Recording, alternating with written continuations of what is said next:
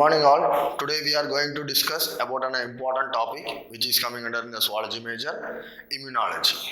So what is immunology? So immunology we always known to be that a system or a part of study in science, so which is dealing with the different systems of our body. So this immunological system is discussing with the immune system of our internal body or any living organism internal body. Otherwise that the immune system is boosted by the different external characters which is also coming under this immunological part.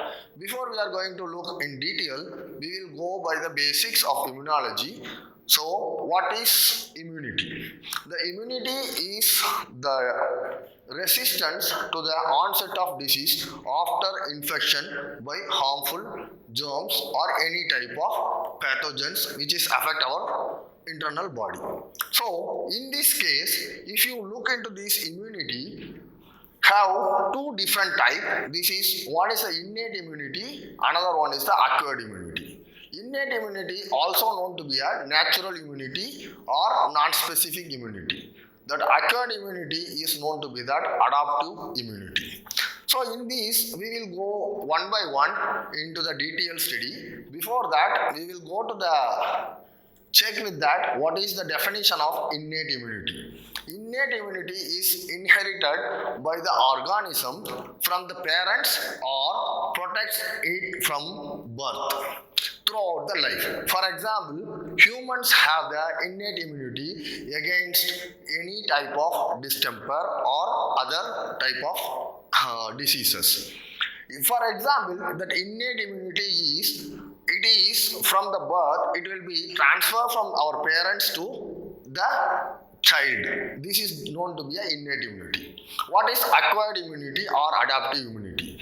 This acquired immunity that an individual acquires after the birth is called to be that acquired immunity. This is a specific or mediated by antibodies or lymphocytes or both which make the antigen against the harmful bacteria or pathogens towards that harmless. So this is known to be an acquired immunity. So in detail what we are going to look in this study, the immunity is known to be two types. One is the innate immunity, another one is the acquired immunity. So how this will be work in this our system? This innate immunity, for example, if you find any type of pathogens, that may be a microorganisms like bacteria, virus, pathogens, parasites, whatever it is. These microorganisms affect to our body through any type of disease. How these innate and acquired immunity will work. For example, this innate immunity is known to be the non-specific immunity. So what type of pathogens is there in our environment which is affect our body, it will be equally affecting entire body. But in case of acquired immunity, it is known to be a specific immunity. So in this, the particular group of virus or bacteria or microorganism, it will affect the particular system. So for example, if you look this acquired immunity, some diseases it might be affect our different type of systems in our body. So in detail, in case of innate immune system, so I will go by one in this classification of innate immune system. So innate immune system always classified into the three different factors. So one is a general factor, second one is a cellular factor, and third one is a humoral factor. In this case, if you look in detail, the general factor is having three different type of systems that known to be a barriers, and second one will be a pyrogenic reaction, third one will be a secretion. If you look in the each and every divisions, we will go one by one in the next slides. So the second one is the cellular factor. It having the five different type of divisions. One is the microbiota, second one is the phagocytosis, third one is the natural killing cells, the inflammatory responses, and tool-like receptors. So the last one is the humoral factor, that is known to be a complement system and interference. So we will go one by one and then very detailedly, that will be useful for the basics in the immune system or immunology. So first we will go in the general factor point of view. If you look, this is your skin. For example, this is your skin. So if you look into the skin, we having the different pores in the skins. So in this way only, the possibility of the microorganism will enter to our body. So in this regard, if you look, for example, if any type of pathogens, bacteria, virus or whatever may be, it will be enter to our body, the first responses will be out from our skin. What it will do, our skin will tightly junction our pores and then it will not allow to enter the microorganisms. So this is one point. The second one is the secretion. So this is known to be a barrier. So the skin is the barrier. So it will not allow to enter to our any pathogens into our body. Second one is the secretion. If you have any type of pathogens or microorganisms enter to our body, our skin will start to release different type of secretions, even our sweating. Okay, so in this type, the secretion will created by our skin, and then the secretory material will not allow to that microorganism enter to our skin body through our skin. If you go to the next level, for example, this is our skin. Here we have a lot of mucous membranes, and then mucus it will be secreted by the mucous membranes. The like lysozymes, saliva, sweat, and tears. It is usually we come across with these. So if any type of pathogens enter to our body, so for example, this is the outermost side, and then enter our body, we have the different type of systems like alimentary canal system and other system.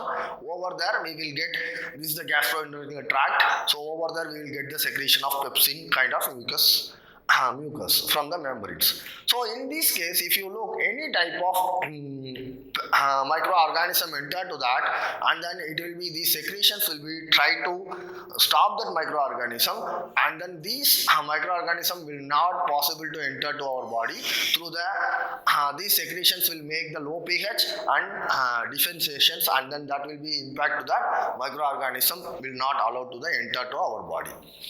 So the next one is, I will just come with the general factor, including that cellular factor. This is the microbiota. What the normal microbiota do in our body? Our skin is already tight with that tight junction in the part of the barrier. So once the microorganisms will settle our skin thoroughly, and then these microbiota will work as the layer for making that another one layer in our skin. So that will be also not allowing any type of microbiota inside our body. So this is known to be a cellular factor, but I just included in the general factor through these diagrams. So coming to the cellular factors, so I already did the microbiota. So that another three things, very important things, is phagocytosis, inflammatory receptors or responses, and tool-like receptors. So I'm not going to discuss with that natural killing cells, because that will be, we will discuss in the later part of this immunology class. So in this, first I will choose the tool-like receptors. So we all are known to be that immunology is that important topic, but most of them are avoiding the tool-like receptors. So because it will be very it will be take more number of or more interesting factor, but it will be very difficult to understand. So that is a point, people are avoiding these tool-like receptors.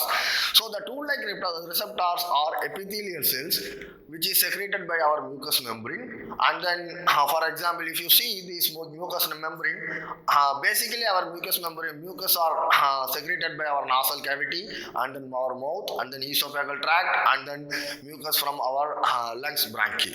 So the second one is the endothelial cells, and then third one will be a macrophages, dendritic cells, and neutrophils. These cells we know that about the immunological systems. So for example, if you go into the very deeper part of the tool-like receptors, if you look in this is our cell. One human cell or any animal cell, it having the cell wall along with that endosomal membrane and nucleus. So this is basic structure. So how these tool-like receptors will help to avoid or enter to that any other microbiota into our body to affect our any systems. So for example, here the tool-like receptors, totally 9 different type of tool-like receptors are available in our body. How these tool-like receptors will help to our body, so we will look in this. So the TLR1, that is a tool-like receptor 1, and TLR2, that will be I mentioned it with the different colors, so we should identify or understand that very easily. If you see this tool-like receptor 1 and 2, which is attached with our cell wall, how it will help in the same way the TLR2 and TLR6. This is also that another one important. These 3 different TLRs are firstly come out from our cells, then it will be start to reflect or response to that any type of microorganism. So what type of microorganism this TLR1, 2 and 6 will be against with them. For example, these tool-like receptor 1, 2 and 6 are mostly on peptoglycan based or lipochloric acid based or lipoprotein based microorganisms.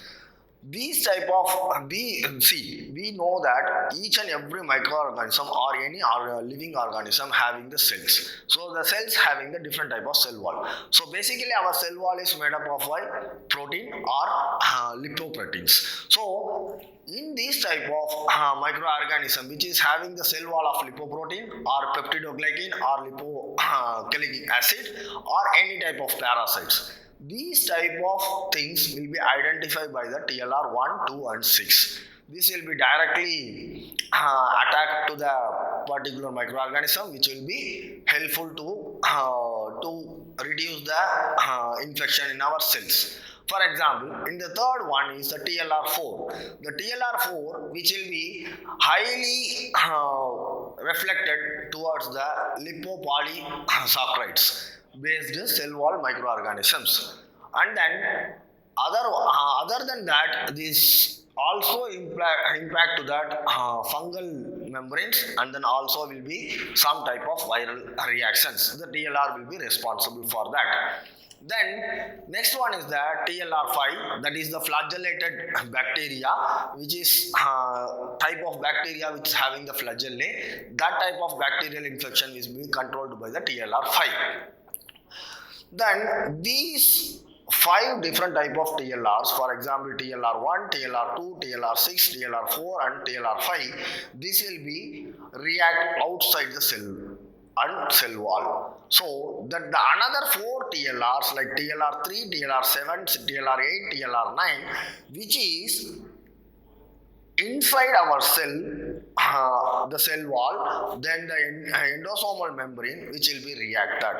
What is the response of TLR3, 7, 8 and 9, which is TLR3 and 8 is the double stranded RNA based viruses which will be impact our body. This TLR3 and 8 will be react, and then if the virus or bacteria or microorganism having the single strand RNA, that will be reacted by TLR7, and then unmethylated CPO based microorganism is affected to our cell, that will be responsible for TLR9. So how it will be response? That TLRs are mainly responsible by the inflammatory cytokines and then chemocytokines or chemokines and antiviral cytokines. These 3 type of basic reactions will be hold, and then that will be impacted to this way. This will be reflected and then response to the particular microorganisms. So in these basics, so I conclude my topic today.